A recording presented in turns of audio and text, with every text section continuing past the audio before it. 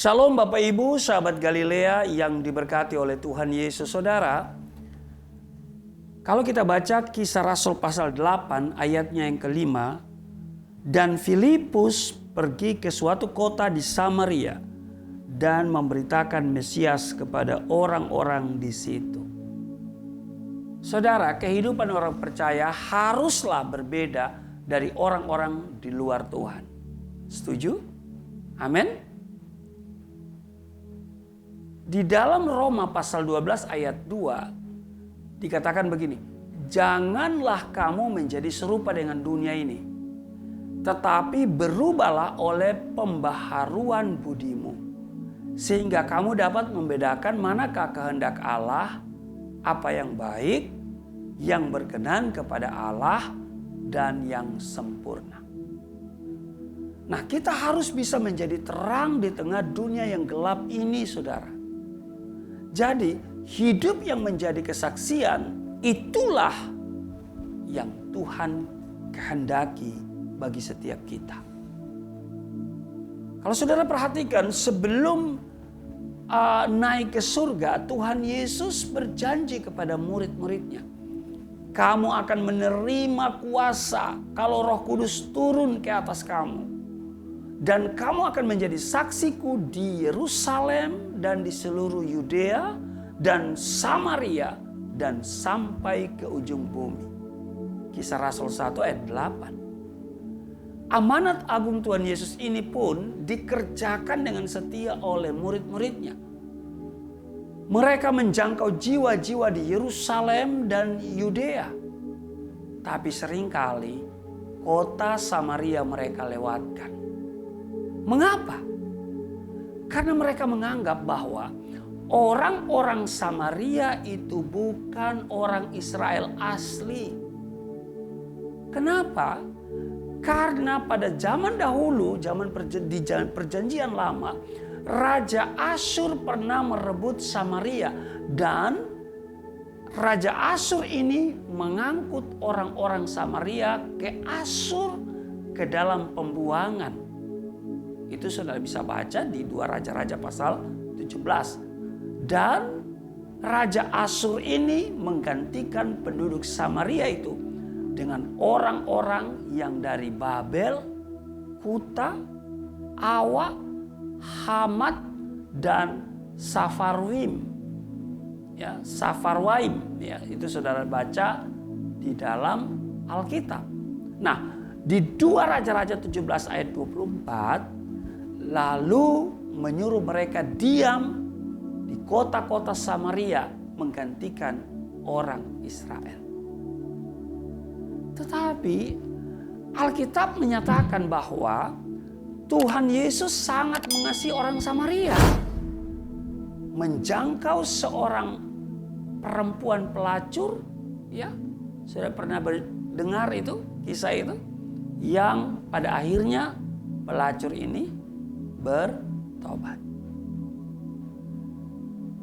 Di Yohanes pasal 4 pada ayat 39 dikatakan, dan banyak orang Samaria dari kota itu telah menjadi percaya kepadanya karena perkataan perempuan itu. Juga Tuhan Yesus memberikan contoh tentang orang Samaria yang baik hati dan penuh kasih. Itu saudara bisa baca di Lukas 10 mulai dari ayat 25.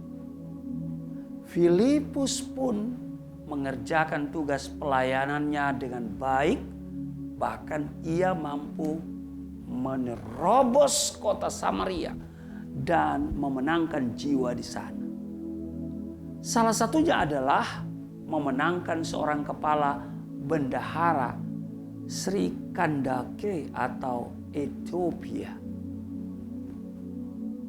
Filipus bukan hanya menjadi pelayan meja, tapi juga seorang pemberita Injil yang berani. Bahkan keempat anak perempuannya pun dipenuhi Roh Kudus. Saudara bisa baca dalam Kisah Rasul pasal 21. Ya. Di ayat 9 kalau nggak salah ya. Kisah Rasul pasal 21 pada ayatnya yang ke-9 ya, dikatakan begini saudara ya. 21 ayatnya yang ke-9. Saya akan bacakan untuk saudara. Filipus mempunyai 4 anak darah yang beroleh karunia untuk bernubuat. Nah saudara, mari kita menyelesaikan amanat agung ini. Ya, pergi ke Yerusalem, ke Yudea, ke Samaria, sampai ke ujung bumi. Nah ada tempat-tempat yang menurut saya, oh ini Yerusalem, oh ini Yudea, oh ini Samaria, oh ini seluruh bumi. Ya, saudara ya, jadi yang saya mau katakan di sini bahwa mari saudara pertajam kepekaanmu untuk menyelesaikan amanat agung. Tuhan perintahkan di beberapa tempat untuk saya pergi, ya. Itu hasil keintiman dengan Tuhan. Dan saudara, tempat-tempat itu memang tempat-tempat yang membutuhkan seorang misionaris. Ya. Dan karena itu saya terus berdoa untuk tempat itu. Bahkan ada satu tempat yang kami masih agak banyak hal yang kami pertimbangkan untuk kami boleh masuk ke tempat itu. Yang pasti, mari kita menjangkau jiwa seperti Filipus. Dia menjangkau jiwa sampai ke Samaria. Amin. Tuhan Yesus memberkati. Mari kita berdoa. Pakai kami Tuhan untuk menjadi alat di tangan-Mu, menjangkau jiwa sampai ke ujung bumi.